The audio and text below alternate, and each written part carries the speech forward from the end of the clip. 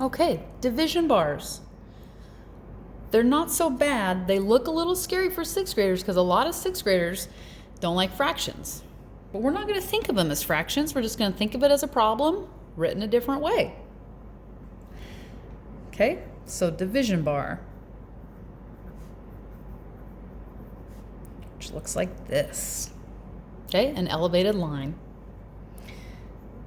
Example 6. If I have 12 division bar 2, what do I have? Well, I have 12 divided by 2, and 12 divided by 2 is 6. Okay? Example 7.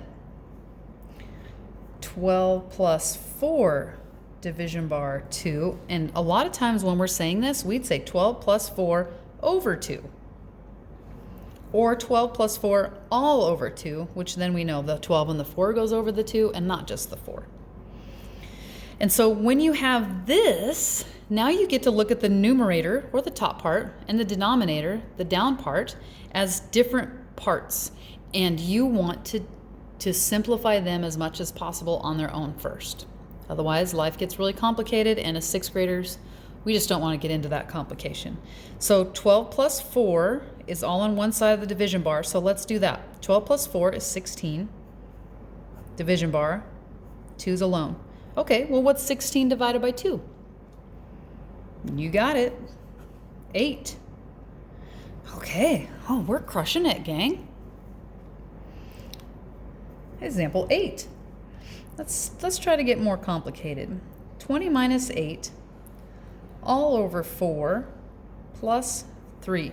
And before we move on, I want to just tell you, let your math breathe. Let it breathe.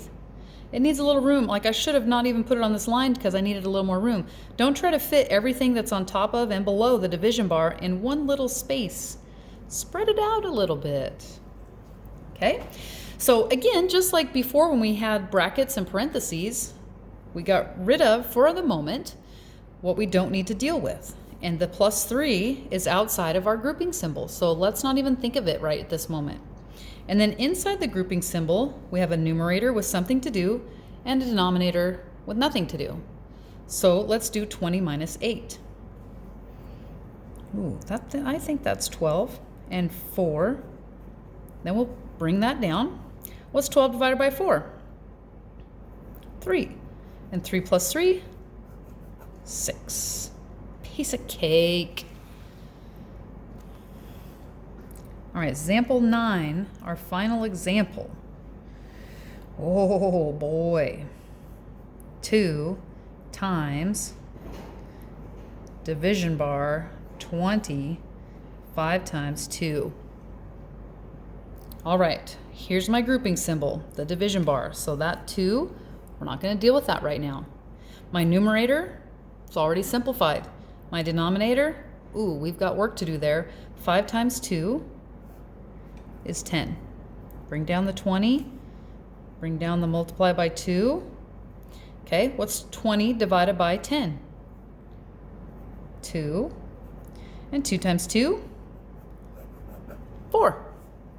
Okay, so today you're going to get practice with all things grouping symbols. So you'll have regular parentheses, nested parentheses, brackets and curly brackets, and division bars.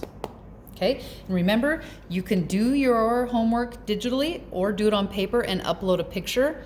Seriously, though, look, write with a pen. I mean, I got the sun glaring in here. It's pretty easy to see.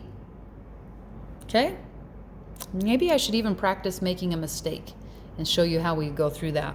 I'll do that sometime this week. All right, good luck.